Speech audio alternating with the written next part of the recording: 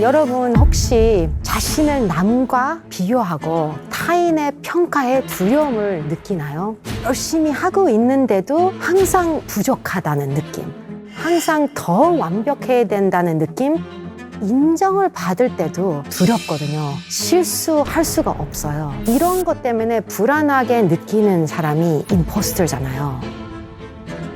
임포스터들이 어떻게 가면을 벗어가면서 편안하게 살아가는 것에 대해서 이야기를 해보고 싶어요.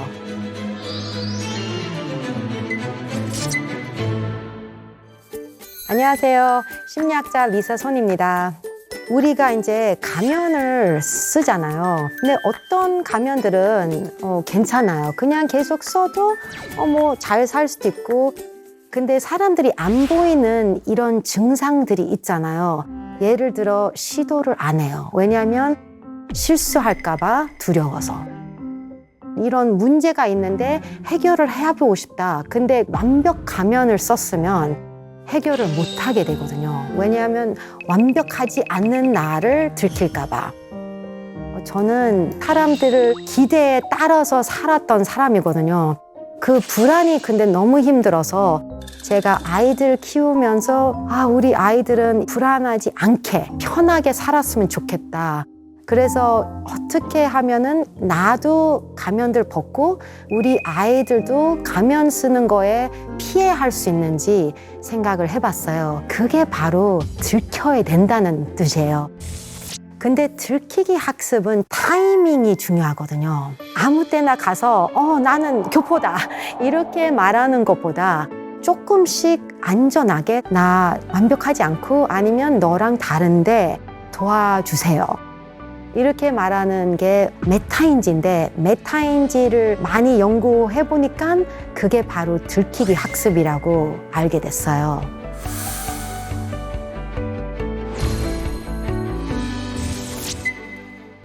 들키기 학습이 메타인지라고 말했잖아요. 메타인지가 뭔데요? 메타인지가 생각만 아니고 생각에 대한 생각이거든요. 그게 오래 걸리거든요. 그 질문 읽는 것도 몇 초 걸리거든요. 또 답 생각하고 쓰는 게 몇 초 걸리거든요. 그러면은 뭐 2초 걸리면은 그게 벌써 4초거든요. 4초가 사실은 짧은데 우리 학부모들한테 길다고 느낄 수 있거든요. 아직도 답을 안 쓰고 있으면 빨리 왜 안 써? 이렇게 급하게 마음이 나올 수 있거든요. 아이한테. 불안해지면서 어떡하지? 얘 이거 모르는데? 그리고 답을 줄 수가 있어요. 그리고 답을 주면서 빨리 외워. 이렇게 하는 게 원래 우리가 임포스터 때문이거든요. 우리가 불안해서 빨리 가면을 씌워야 되구나. 이게 안 좋은 타이밍이죠. 근데 들키기 학습을 하려면 그 2초하고 2초뿐 아니고 메타인지는 생각에 대한 생각이 있거든요. 아이한테 이게 맞는지 확실한지 한 번 더 생각해봐. 자기가 틀렸으면 나 이거 잘못 생각했다. 근데 그 들키기 학습을 안 하면 그냥 넘어가는 거잖아요. 답을 빨리 썼지만 그거는 학습이 하나도 없거든요. 우리가 그 생각만 아니고 생각에 대한 생각까지 기다려줘야 돼요. 그러면 아이도 들켰으면은 들키면 되는구나. 들키는 게 익숙해지면서 창피한 게 없거든요. 그러면은 진짜 시험 볼 때는 들키는 것보다 더 잘 볼 수 있다고 생각해요. 아이들이 이렇게 들켜가면서 알게 되거든요. 나 틀렸구나. 나 실수했네. 그 들키기 학습을 더 많이 해가면 이 실수하는 거에 두려움이 안 생기거든요. 생각해보니까 다른 길도 있네. 다른 답도 있었구나. 이렇게 알아가는 게 학습이거든요. 자기가 들키기를 안 했던 아이면은 문제가 이 완벽 가면을 쓰게 돼요. 실수 안 하는 완벽한 아이. 그런 문제가 좀 커가면서 해보고 싶은 게 많잖아요. 이 운동도 해보고 싶고, 이런 것도 학습해보고 싶다. 이런 거 하고 싶은데 실수할까 봐 두려워서 시도를 안 하게 돼요. 실수하는 게 정말 무섭잖아요. 우리가 다. 저도 그래요. 저도 이제 완벽 가면 많이 썼는데, 근데 우리 아이들을 보면서 그런 상황들이 있거든요. 딸이 이제 배구를 좋아해요. 배구 팀에 들어가려고 하니까 배구를 엄청 완벽하게 해야 된다고 생각하거든요. 코치가 보면은 실수하면 어떡하지? 그러면 팀 안 되겠구나. 근데 코치들하고 얘기하면은 다르게 생각하거든요. 아이가 실수할 수 있거든요. 그건 문제 아니에요. 코치들이 보고 싶은 게 실수를 잘하는 사람. 실수한 다음에 어떻게 받아들일 건지.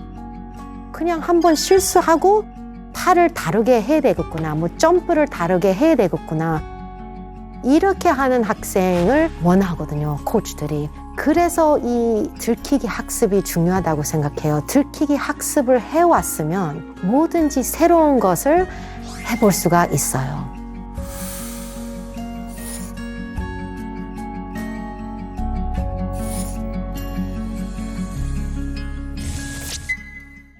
사실 저도 되게 단단하게 쓴 가면이 완벽 엄마였거든요. 내가 완벽하면 우리 아이도 완벽하겠다. 이렇게 착각을 했거든요. 근데 그렇게 하면은 절대로 들키기 학습 기회를 못 주는 거예요, 아이한테. 그러면 아이가 들키기 학습을 못하면 실수를 정말 두려워하면서 살 거예요. 어른 되고 나서 계속 완벽 가면을 써야 되니까 자기도. 그래서 바뀌었어요, 제가. 먼저 나의 가면들을 벗자. 안전한 사람들 그리고 안전한 기회들을 찾아서 나도 안전한 들키기 학습을 하자. 보니까 타이밍만 중요하지 않고 안전한 사회, 안전한 사람도 중요하거든요. 학부모 모임에 가면은 그냥 모든 학부모들 앞에서 나 이거 못해. 나 한국말 완벽하지 않아. 이렇게 말할 필요 없잖아요. 그 중에서 좀 친한 학부모 아니면 자기가 가면을 벗어준 엄마. 그러면 가면서 나도 이게 어려웠어. 나도 이거 모르겠는데 어떻게 할까? 그게 안전한 가면 뒤에 들키기거든요. 그럴 때가 있거든요. 우리가 우리 자신한테 들키고 싶지 않을 때가 있어요. 제가 책을 쓰겠다 결정했을 때 그러면 1년 뒤에 원고를 내보라고. 그러면은 원래 임포스터들은 미루기 하거든요. 그냥 하루 지나고 일주일 지나고 그리고 이제 한 달이 지나요. 아직 시간 있으니까. 근데 점점 불안해져요. 불안해지는 이유가 출판사에서 더 완벽한 것을 바랄 거거든요. 왜냐하면 시간이 지났으니까. 너무 불안하고 너무 완벽 가면을 써야 되는데 들키면 안 되니까 아예 못 쓰고 포기하게 되거든요. 근데 좋은 들키기 학습은 1년 남았는데 집에 가자마자 엉터리로 막 뭐 한 페이지만 썼어요. 그리고 이메일 했어요. 출판사에다가. 조금 불안했죠. 왜냐하면 그래도 들키는 거잖아요. 근데 좋은 거는 그쪽에서는 완벽한 것을 안 바라요. 왜냐하면 미루기 아직 안 했으니까. 그래서 그날 바로 왔어요. 피드백이. 피드백 받을 수 있는 기회를 만드는 게 중요하거든요. 피드백이 교수님 이 부분이 좋을 것 같다. 그러면 조금 불안이 없어졌어요. 그날 또 엉터리를 좀 썼어요. 엉터리 쓰고 또 다시 보냈어요. 그렇게 해가지고 피드백을 계속 받아서 완전 그 임포스터의 가면을 벗어낼 수 있었어요. 그게 바로 타이밍이 좋은 안전한 들키기 연습이라고 생각해요.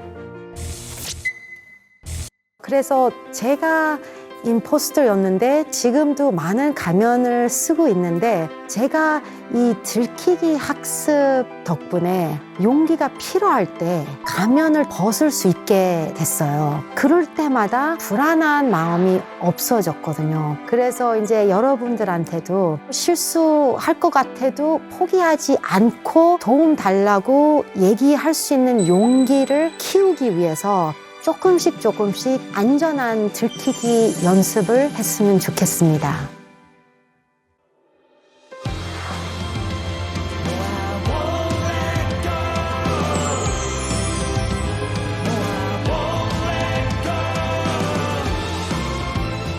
여러분, 초딩, 잼민이, 급식 이런 말 한 번쯤 써보지 않으셨나요? 줄이니, 헬리니, 먹니니 이런 말도 주변에서 꽤 많이 들리죠. 듣자마자 우리 어린이들을 너무 얕잡아보고 비하하는데 싶은 말도 있고, 처음 시작하는 모습을 귀엽게 응원한 거 아니야? 라는 생각이 드는 경우도 있습니다. 그런데 이 말이 좋은 뜻이든 나쁜 뜻이든 이 모든 말에는 공통점이 하나 있습니다. 바로 어린이라는 존재는 어른보다 상대적으로 더 서툴고 미숙하다라는 생각으로 그들을 보는 시선이죠. 어린이는 정말 모든 면에서 서툴고 미숙하기만 할까요? 항상 보호받아야만 하고 어른들의 지도가 필요한 그런 존재일까요? 좋은 어른이 되기 위해서 어린이들에게 진짜 필요한 것이 무엇인지 지금부터 알아보겠습니다.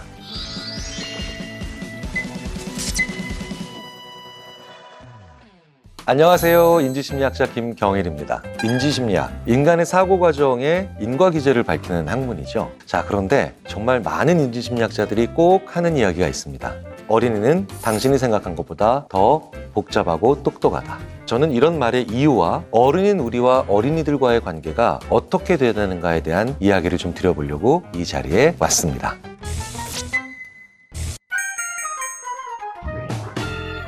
자, 여러분, 명절에 고향 내려가시는 거 별로 안 좋아하시는 분들 많으시죠? 오랜만에 친척들을 만나서 반가운 마음도 들지만 꼭 듣기 싫은 질문 하시는 분들이 계세요. 취직은 어떻게 됐니? 그런데 결혼은 안 하니? 너희는 왜 애가 없니?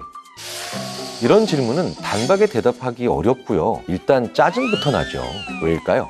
나한테는 여러 가지 사정이 있기 때문이죠. 이 사정들은 하나하나 설명하는데 긴 시간이 필요합니다. 그런데요, 이 질문을 받고 정작 어떻게든 내가 대답을 해보려고 하면 됐고 하면서 그 친척 어르신은 다음 질문으로 넘어가십니다. 이거 정말 화나는 일이죠. 왜 그럴까요? 바로 나에게 충분하게 대답할 시간을 주시지 않았기 때문입니다.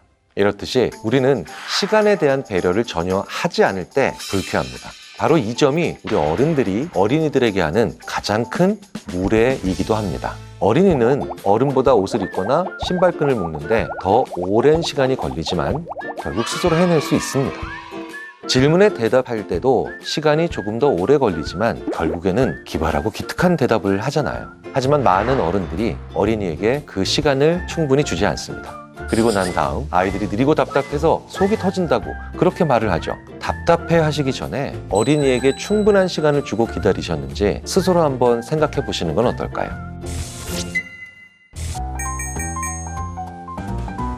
우리는 대부분 잘한다 라고 하면요, 빨리 해낸다, 이 둘을 동일시하는 고정관념을 가지고 있습니다. 그런데요, 빨리 한다는 건 결코 그 사람의 장점이 아닌 경우가 굉장히 많습니다. 우리는 어린이들의 적성을 발견할 때 어떻게 찾을까요? 대부분 어린이가 빠르게 무언가를 잘하는 걸 보고 바로 여기에 재능이 있네, 적성이 있어, 이렇게 여기죠. 그런데요, 바로 이런 생각 때문에 제가 초등학교를 다닐 때 제 어머니께서도 저에게 깜빡 속으신 적이 있죠. 제가 띠리리리리리리리 엘리제를 위하여 피아노 학원에서요, 이 엘리제를 위하여를 정말 빨리 치게 됐습니다. 그래서 저는 제 피아노 학원의 선생님께도 칭찬을 받았지만 저희 어머니가 순간적으로 얘가 호로비츠 같은 피아니스트가 되지 않을까, 피아노 천재가 태어났다고 생각을 하신 거예요. 하지만 제가 혼신의 힘을 다해서 단 3일 만에 엘리제를 위하여를 마스터한 이유는요, 바로 그 3일 후에 축구 시합이 있었기 때문입니다. 그래서 저는 축구를 해야 되기 때문에 최선을 다해서 이 연습곡을 빨리 끝냈던 것이죠. 자, 그런데 그 축구 시합이 끝나고요, 저는 1년 이상 피아노 학원을 다녔는데도 실력이 조금도 늘지 않았죠. 피아노를 별로 안 좋아했던 거예요, 그때는. 우리가 타인에 대해서든 우리 스스로에 대해서든 이렇게 재능이 있다라고 하는 착각을 이런 과정을 통해서 만들어내는 경우가 많습니다. 그런데 반면에 당장 성과가 나오지 않아도 이 어린이가 그 일에 계속 머무르고 심지어 조금씩 느리지만 무언가가 축적되고 있다면 우리는 어떻게 봐야 될까요? 바로 여기가 적성입니다. 계속 거기에 머물러 있으면서 그걸 즐기고 성과가 나오지 않더라도 끈기를 가지고 여유 있게 기다리는 것, 그걸 심리학자들이 무엇이라고 부르느냐? 바로 향유한다고 부릅니다. 몰입하는 사람보다 향유하는 사람이 훨씬 더 그 분야에 오랜 시간 동안 머물고 결국은 큰 성과를 내는 사람이 된다는 것, 이건 우리가 분명히 인식해야 되는 사실입니다. 그러니 어린이들의 다양함을 보려면 어린이의 성격이나 외모 같은 그런 측면이 아니라 그 어린이가 무엇을 좋아하는가를 훨씬 더 구체적으로 봐야 합니다. 아이에게 창의성을 원하는 부모시라면 까탈 부리지 마 라고 하는 말은 가급적 삼가하시는 게 좋겠습니다. 음식을 다루는 일에 적성을 가지고 있는 사람은 맛이 조금만 달라져도 까탈스럽게 반응하잖아요. 저처럼 모든 음식을 좋아하는 사람은 셰프가 되기 힘들죠. 이렇게 좋아함과 까탈스러움, 이런 것들이 공존해야만 적성이 만들어지는 거예요.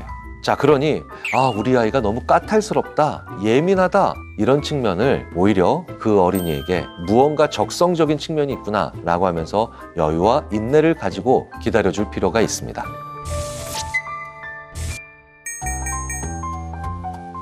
어른들, 특히 부모가 아이에게 하는 가장 큰 실수나 잘못은 뭘까요? 수많은 연구자나 전문가들이 말하는 가장 잘못된 행동은 어린이가 해야 될 고민을 부모가 대신하는 겁니다. 어린이는 물론이고요. 심지어 청소년기 혹은 대학에 들어간 자녀의 고민마저 부모가 대신하려고 하는 경우도 종종 눈에 띄죠. 애들이 공부나 하지 이런 것까지 신경 쓸 필요 없다. 나이가 어리면 판단도 제대로 하지 못하는 걸까요? 하지만 물론 어린이들에게도 어른의 지도와 개입이 필요한 미숙한 순간은 분명 있습니다. 답을 못 찾을 때가 아니라 답을 찾으려고 하지 않을 때. 어른들은 어린이가 답을 찾기 직전에 가장 애달파합니다. 그래서 어린이의 고민을 부모가 대신하는 최악의 선택을 하는 거죠. 아이가 고민해야 할 때 고민하지 않으면 그때 개입하는 거예요. 하지만 답을 찾아주려고는 결코 하지 마십시오. 아이에게 시간을 주고 좀 생각해보렴, 좀 고민해봐, 이렇게 내버려둬야 합니다. 이때 아이 옆에 너무 바로 붙어있지 않도록 해야 한다는 거예요. 그런 의미에서 요즘 많이 쓰는 무슨 리니라는 단어에 대해서도 한번 고민을 해볼 필요가 있습니다.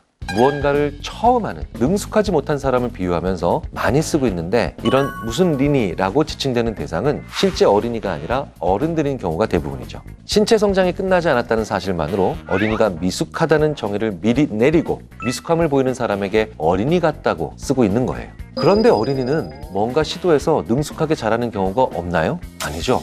많습니다. 그런데도 굳이 초보자, 입문자라는 대처를 놔두고 이렇게 미숙하다는 고정관념을 키우는 어린이라고 하는 말과 개념을 이런 경우에 사용할 필요는 정말 없는 거죠.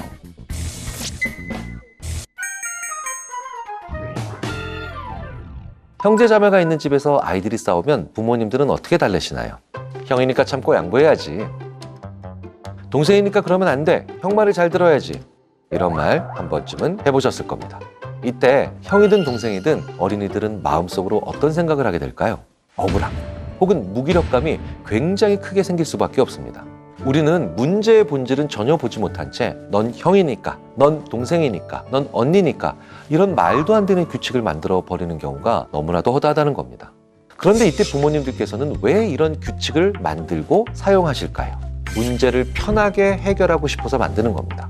우리는 어린이들을 대할 때 이 유혹을 이겨내야만 하는 상황이 많습니다. 왜냐고요? 세상은 점점 더 복잡해지고 있죠. 어른들의 세계조차도 법률과 규칙만으로 세상을 운영하는 건 너무 힘들고 예외적인 상황이 너무나도 많다는 걸 우린 잘 알고 있지 않습니까? 물론 원칙이 있는 부모, 원칙이 있는 가정은 필요하겠죠. 하지만 그 원칙이라는 게 뭘까요? 남을 해치면 안 돼, 못된 짓을 하면 안 돼 같은 아주 기본적인 몇 개는 필요하겠지만, 그 외에 일의 경중 혹은 잘잘못을 판단할 때 그 원칙들이 내려줄 수 있는 답은 의외로 거의 없다는 겁니다. 그렇기 때문에 장기적으로는 그때그때 사안마다 문제를 함께 고민하고 함께 바라보는 그런 수고스러움을 마다하지 않아야 합니다. 이런 사안마다 결과가 다르고 결론이 얼마든지 다를 수 있다는 걸 아이들이 깨달아야 이 아이들은 나중에 커서 자율적인 인간이 됩니다. 제가 수많은 기업과 조직에 가면 가장 원하는 인재입니다. 자, 그렇다면 자율적으로 일하는 사람들의 특징은 뭘까요? 문제가 반복적으로 생겼을 때 그때마다 매번 새로운 방식으로 해결해야 한다는 걸 잘 알고 있다는 겁니다. 그걸 모르는 우리 사회나 그걸 모르는 시스템들이 이상하다, 조치를 취하고 법규를 계속 만들고 규칙은 설정하는데 왜 자꾸 비슷한 유형의 사고가 반복해서 터질까? 라고 하면서 괴로워하고 고민하는 거죠. 자, 그런데 이런 말씀 드리면 이런 질문이 꼭 그 이후에 뒤따릅니다. 그럼 똑같이 혼내야 돼요? 이것도 여전히 단순한 원칙일 뿐이죠. 정답은 끊임없이 고민하기입니다. 그래서 저는 소신 있고 원칙 있는 부모라는 환상을 경계하시라고 말씀을 드립니다. 단순한 규칙 몇 개가 세상과 가정, 학교, 그리고 이 사회를 이끄는 시대는 이미 예전에 지나갔습니다. 그렇기 때문에 자율의 반대, 타율, 이 두 개를 이렇게 이분법적으로 생각하시는 건 굉장히 위험한 발상이 될 수도 있습니다. 단순한 규칙 역시 자율의 반대편에 있다는 거예요. 여러분, 초등학교 1학년 혹은 2학년 그 즈음에 부모님과 함께 목욕탕에 가신 기억을 떠올려 보세요. 혹시 그때 부모님께서 얘 유치원생이에요 라고 하면서 나이를 속인 적 있으시죠? 그런 경험이 있다면 어떤 기분이었는지도 기억나실 겁니다. 마음 한구석에 작은 수치심, 부끄러움, 불편감들이 생깁니다. 어른들은 당연하게 받아야 될 대접인데 애들은 괜찮아, 애들은 필요 없어, 이렇게 생각하는 편견이 만들어낸 행동들 아니었을까요? 이런 경험은 사실 어린이들을 무례하게 대하는 것과 크게 다르지 않습니다. 그리고 이런 경험들을 계속한 어린이들은 나중에 결국 마찬가지의 무례나 품위 없음을 자기의 자녀 세대에게 똑같이 범하는 실수를 할 수 있다는 거죠. 또 음식점에서 아이가 워낙 밥을 남기니까 아까워서 밥을 조금만 공짜로 달라고, 혹은 부모의 밥을 조금 덜어내서 먹이는 그런 부모님들도 계시죠. 이때 어린이들은 내가 뭔가 존중받고 있지 못하다는 불편함을 느끼는 경우가 태반이니까요. 그래서 어린이들에게 의사를 먼저 물어보셔야 합니다. 정말 식사를 하나 더 시킬 필요가 있는지 없는지 한번 물어봐 주세요. 그리고 나의 부모님은 이런 걸 나에게 물으신다라는 걸 느끼게 해줘야 돼요.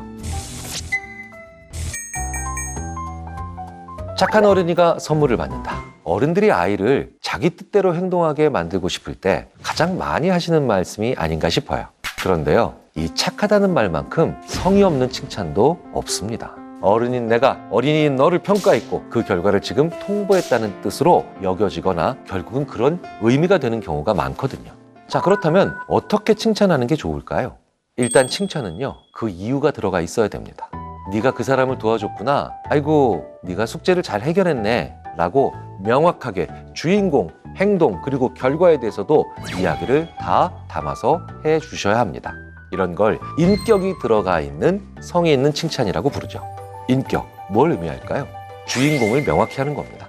예를 들어서요, 회사에서 내가 좋아하는 부하 직원이 일을 잘해오면 어우, 경일 씨가 서류를 잘 만들어 왔네, 이렇게 보통 얘기합니다. 그런데 만약에 내가 싫어하는 그런 부하 직원이 문서를 잘 만들어 오면 문서 작성이 잘 됐네 라고 하면서 그 사람의 인격, 즉 이름이 빠져버린다는 거예요. 그러니까요, 착하다라고 얘기하는 건 인격도 별로 들어가 있지 않은 남의 관점이 될 수가 있다는 겁니다. 그래서 성적이 많이 올랐다, 좋은 칭찬이 아닐 수가 있어요. 실제로 어떤 중학생이 이렇게 얘기를 하더군요. 야, 우리 엄마는 자식이 성적이야. 성적이 올랐대. 그런데 성적이 떨어지면 이제 성적이 자식이 아니라 내가 자식이야. 유능한 지휘자일수록 훌륭한 연주에는 사람 이름을 불러 칭찬하고, 그리고 엉망인 연주에는 그 악기의 이름을 부른다라고 하죠. 바로 우리 인간이 인격이 들어간 칭찬을 받을 때에만 그 사람에게 진심으로 칭찬받았다는 느낌을 가진다는 거예요. 그러니 누군가를 성의 있게 칭찬하고 효과적으로 전달하고 싶을 때는 인격, 행동, 결과, 그리고 심지어는 그 사람의 주변의 관계까지도 잘 활용해 보는 건 어떨까요? 어린이에 대해 생각할 때 제가 항상 마음에 새기는 그런 말들이 있습니다. 심리학자 마이클 토마셀로가 이렇게 얘기했죠. 아이들은 어른이 생각한 것보다 훨씬 복잡하다. 또 다른 심리학자 앨리슨 거프닉은 아이들은 어른이 생각한 것보다 훨씬 더 똑똑하다. 아이는 어른이 생각한 것보다 더 어른입니다. 그리고 어른은 아이가 생각하는 것보다 더 아이 같다는 거예요. 그래서 어른과 아이 사이에 그렇게 큰 차이가 있는 건 아니라는 겁니다. 아이의 얘기를 듣고 엄마 혹은 아빠도 너와 같은 생각이야, 이런 말을 한번 해주시면 아이는 엄청나게 성장합니다. 부모의 그런 모습을 보면서 어린이들은 공감하는 능력을 키우고, 그리고 연대감, 책임감, 안정감 등을 만들어낸다는 겁니다. 자, 그러니 어린이와 어른을 너무 멀고 먼 사이로 나누실 필요 없습니다. 그리고 그럴수록 그 어린이는 더 훌륭하고 건강하게 성장해 줄 테니까요. 여러분은 가족과 대화 잘 통하는 편이세요? 말이 안 통하는 아빠 때문에 미치겠어요. 엄마 말이 다 거슬려요. 자식들이 제 말은 귀뚱으로도 안 들어요. 또한 설문조사 기관에서요, 아버지와 의사소통하는 수준, 그 빈도가요, 글쎄 생판 처음 만나는 사람과 똑같대요. 가족과의 대화가 어려울 수밖에 없는 이유, 그리고 무엇부터 다시 연습해야 할지, 그 대화 방법까지 한번 알아볼까요?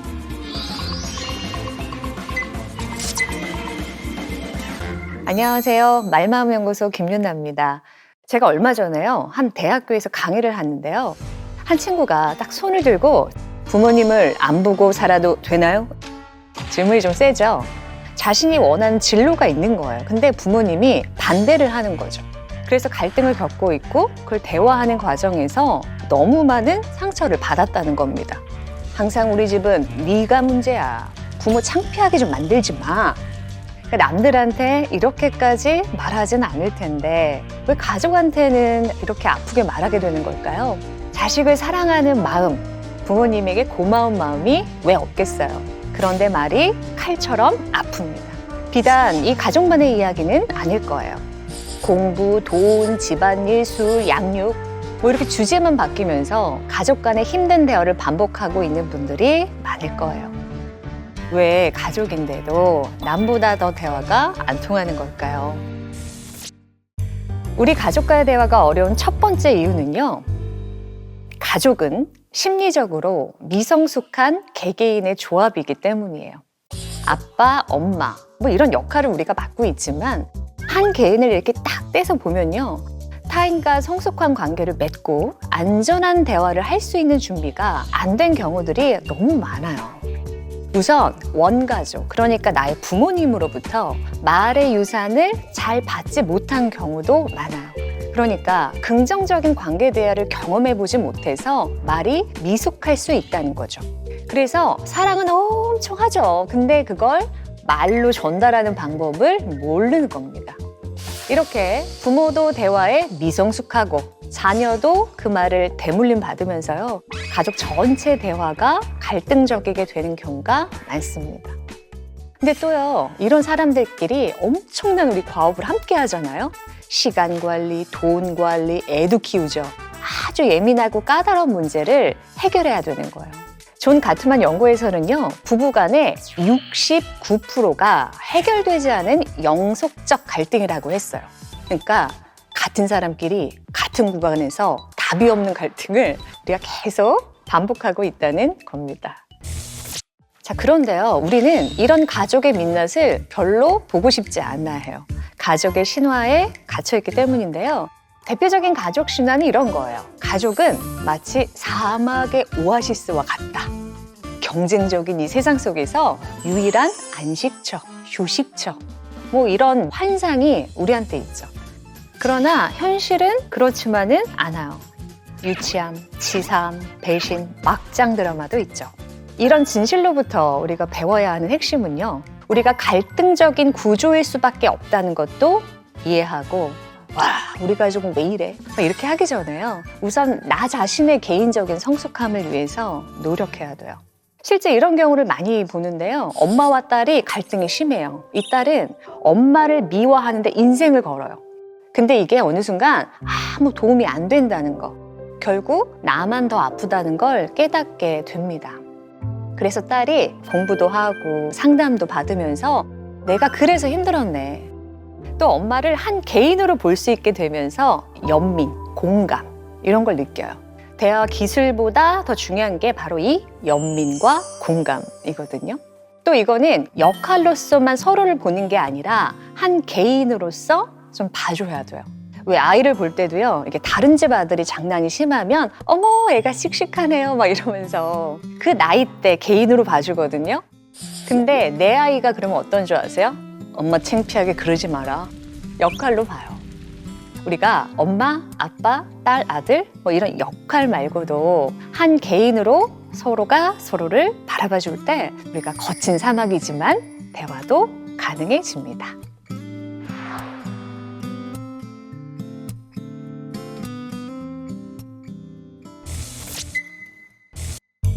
가족과의 소통이 어려운 두 번째 이유는요. 내 거, 네 거, 우리 거. 이 구분이 잘 안 되는 경계의 문제를 가지고 있기 때문이에요. 우리는 최소한의 내 영역이 필요해요. 이렇게 팔을 양쪽으로 막 마음껏 휘둘러도 아무도 서로 터치되지 않는 사적인 공간이 필요하거든요. 근데 그게요, 심리적 공간도 그래요. 그 안에서 우리는 나다워지고 쉬기도 하고 충전도 할 수 있습니다. 그런데 가족은요, 너무 사랑해서 우리는 남이 아니니까 이 경계 침범이 너무 잘 일어나는 거예요. 가족이 또 경계를 넘었을 때 너 가족이니까 이런 말 하는 거야. 이제 이러면 더 말을 못 하죠. 사적인 심리 영역을 누가 침범하는 건 절대 괜찮지 않거든요. 근데 말을 제대로 못 하니까, 그리고 반복적으로 일어나니까 가족 간의 상처는 안으로 곱는 경우가 많은 거죠. 자, 그러면 우리가 경계의식을 좀 가지려면요, 경계선의 종류를 알아보는 것이 도움이 되겠죠. 경계에는요, 3가지의 종류가 있어요. 애매한 경계선, 경직된 경계선, 건강한 경계선이 그것인데요. 이 밥 먹는 규칙이 다른 세 유형의 가족을 보면서 각각 어떤 경계선을 가지고 있는지 한번 생각해 보세요. 자, 첫 번째 가족은 이런 가족이에요. 우리 가족은 무조건 일주일에 한 번은 밥 먹어야 되는 거예요. 근데 만약에 바빠요, 뭐 약속 있어요, 그래서 지키지 않으면 네가 부모한테 그러면 되니? 이 가족 어떤 경계처럼 보이세요? 애매한 경계선이죠. 각자의 경계를 잘 모르는 거예요. 그러니까 막 참견하고 간섭하는 거죠. 비난해서라도 내 뜻대로 만들려고 하는 가족이기도 합니다. 그래서 서로 요구하지 말아야 할 것을 당연히 요구하는 관계이죠. 두 번째 가족 한번 살펴볼까요? 이 가족은 어쩌다 밥을 같이 먹어도요, 대면대면 시계 소리 엄청 크게 들리고 체할 것 같고, 경직된 경계선이죠. 남보다 못하다고 느낄 수도 있는 가족입니다. 마지막 3번째는요, 가능하면 우리 일주일에 한 번은 같이 밥 먹자. 근데 일정이 안 될 수 있죠. 그러면 따로 그냥 먹으면 돼요. 또 꼭 정해진 날이 아니어도 갑자기 찾아오기도 하고. 건강한 경계선이죠. 각자의 영역이 존재하고 또 동시에 공유의 영역이 분명합니다. 그래서 상대의 경계에 함부로 침범하지 않아요. 존중해 주는 거죠. 보이지 않는 신뢰의 끈으로 이어지는 가족이라고도 할 수 있습니다. 여러분은 어떤 경계선의 가족이세요? 자, 이 중에서요, 특히 애매한 경계선에 있는 가족들 사이에서요, 상처의 말이 오가기가 쉽죠. 왜냐하면 필요할 말만 하고 또 하지 말아야 될 거는 거르고 이러는데, 이 기준이라는 게 없다 보니까요, 그냥 비난하고 비판하게 되는 거죠. 이런 애매한 경계선에서 일어난 침범의 형태는 너무 다양해요. 뭐 예를 들어서 자식의 외모, 뭐 연애 이런 데 지나치게 개입하는 부모들 있죠. 또 막내네 부부가 이제 좀 싸우잖아요. 그럼 언니 오빠들이 막 우르르 찾아가. 우리 막내한테 뭐 이런 거 있잖아요. 부모의 돈을 내 것처럼 막 사용하는 자녀까지 정말 형태는 다양할 수 있습니다. 애매한 경계선에서 일어나는 무단 침입에 대한은 일상에서 그냥 아무렇지 않게 일어나거든요. 자, 그럼 우리 가족이 소통을 제대로 하려면 어떻게 해야 할까요? 건강한 경계선의 대화는요, 놓고 하는 것과 같아요. 똑똑 들어가도 될까요? 이렇게 동의를 좀 구하고, 들어오지 마세요. 만약에 이러면 서운해도 말을 멈춰야죠. 가족의 의견은 서로 말할 수 있지만 결국 그 문제를 해결해야 하는 주인공은 내가 아니라는 것을 깨달아야 합니다. 내 것, 네 것, 그리고 우리 공동의 것을 잘 구분해야 하는 거죠.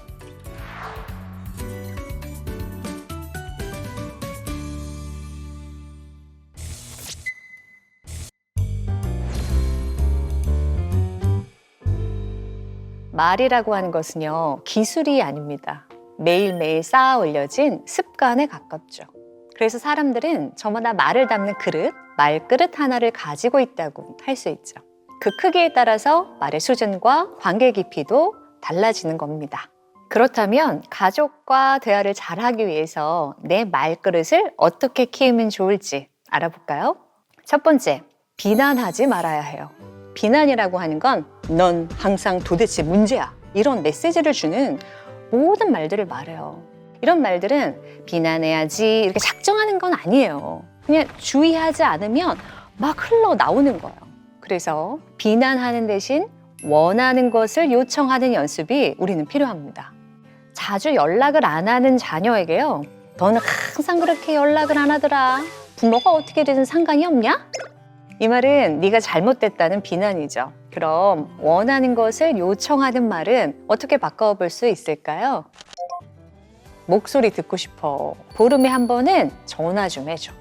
사람은요, 원하는 것을 얻지 못하면 상대를 탓하고 싶어져요. 그래서 비난하지 않고 원하는 것을 요청하는 연습은요, 외국어처럼 훈련, 연습이 필요합니다. 자, 두 번째는요, 방어하지 말아야 해요. 보통 이제 대화가 비난으로 화살이 쫙 날라오잖아요. 그러면 상대는 그걸 방어로 받죠.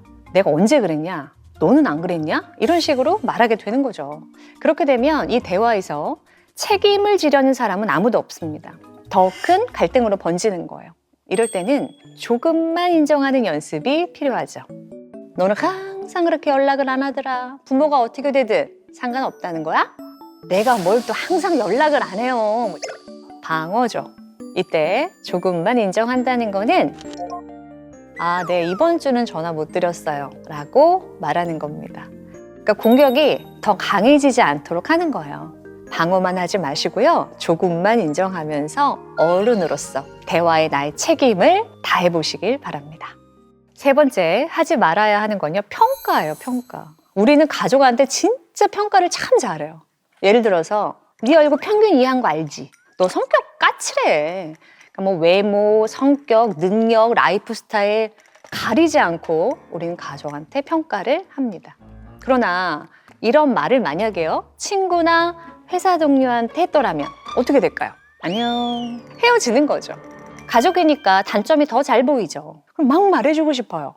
그럴 땐 뭐라고 해야 할까요? 평가 대신에 상황이나 기분을 설명해 주는 겁니다. 넌 성격이 까칠해. 같이 대화하기 어려운 스타일이야. 이렇게 평가하는 대신에요, 그렇게 갑자기 짜증내니까 내가 더 말하기가 어려워. 그러니까 지금 이 상황, 내가 느끼는 감정, 이 정도만 알려줘도 충분한 피드백이 된다는 거죠. 알아들어요, 여러분. 마지막으로 절대 모욕하지 않아야 합니다. 여러분, 모욕은요, 상대를 경멸하고 무시하는 말이에요. 뭐 예를 들자면 너 그렇게 멍청해서 뭐 할래? 진짜 답이 없다. 꼴에 잘난 척하기는. 듣기만 해도 너무 아프죠? 보통 우리가 화가 났을 때 말에 불이 붙어요. 평소에 건강하게 화를 표현하지 못하기 때문이라고 생각해요. 참기만 하면 결국 터지고 마니까요. 대화는요, 평소에 다양한 표현으로 화를 낼 수 있어야 해요. 화가 난다. 기분 나빠. 나 이거 참기 좀 어려워. 난처하다. 뭐 이런 여러 가지 문장을 사용해서 화를 표현하셔야 됩니다. 여러분, 화는요, 참는 거가 아니에요. 출구를 쫙 만들어줘서 김이 빠지도록 도와줘야 합니다. 가족끼리 건강하게 화를 표현하세요. 그래야 안으로 굼지 않고 한 번에 터지지 않습니다.